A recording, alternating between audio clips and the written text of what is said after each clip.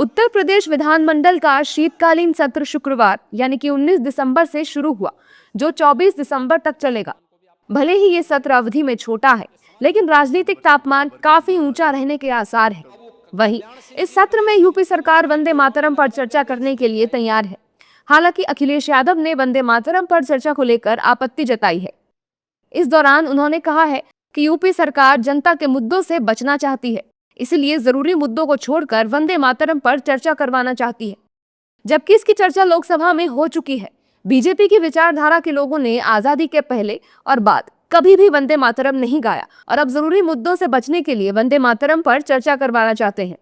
सत्र के शुरू होने से पहले ही अखिलेश यादव के बयान पर सियासी घमासान शुरू हो गया है।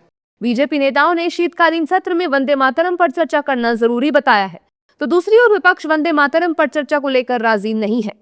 ऐसे में बीजेपी नेताओं ने अखिलेश यादव पर तंज कसते हुए कहा है कि समाजवादी पार्टी को वंदे मातरम से चिढ़ है, मथुरा में बांके बिहारी से चिढ़ है और उन्हें भगवान श्री राम से भी चिढ़ है। दरअसल समाजवादी पार्टी पूरी तरह से डिरेल्ड हो चुकी है।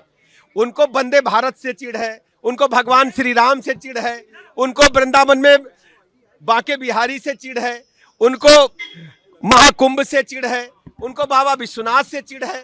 सनातन धर्म को वो फूटी आंख से देखना नहीं चाहते। तुष्टीकरण की राजनीति की हदें समाजवादी पार्टी ने पार कर दी है। अखिलेश यादव जी ज्ञान न दें, वंदे मातरम पर चर्चा करना भारत के उस महामंत्र का गान करना है जिस महामंत्र का उल्लेख करते ही, जय घोष करते ही अंग्रेज भारत छोड़ करके भाग गए। जिस महामंत्र का घोष करने से विकसित भारत बनेगा, गरीब अमीर बनेगा, किसान धनवान बनेगा, महिला सशक्तिकरण होगा, युवाओं का उज्जवल भविष्य होगा। इसलिए जो भी सरकार का फैसला है वह महत्वपूर्ण फैसला है और हम विपक्ष से यही चाहेंगे कि सदन में सकारात्मक सहयोग। देखिए, वंदे मातरम निश्चित तौर पे पूरे देश का तराना है।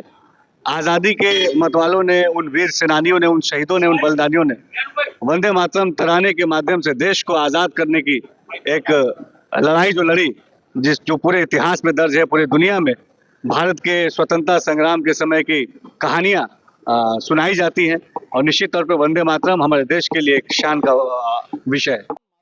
वहीं दूसरी ओर समाजवादी पार्टी के नेताओं ने वंदे मातरम पर चर्चा को लेकर बयान दिया है। उन्होंने कहा है कि विधानसभा में जो चर्चा होगी उस पर अपने विचार रखेंगे।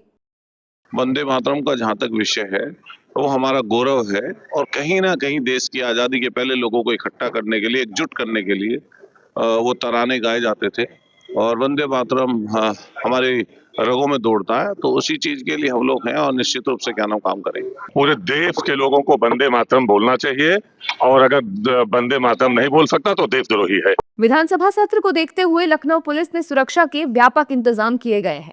विधानसभा भवन और आसपास के क्षेत्रों को 4 जोन और 10 सेक्टर में बांटा गया है। प्रत्येक जोन की जिम्मेदारी अपर पुलिस उपायुक्त, जबकि सेक्टरों की कमान सहायक पुलिस आयुक्त को सौंपी गई है।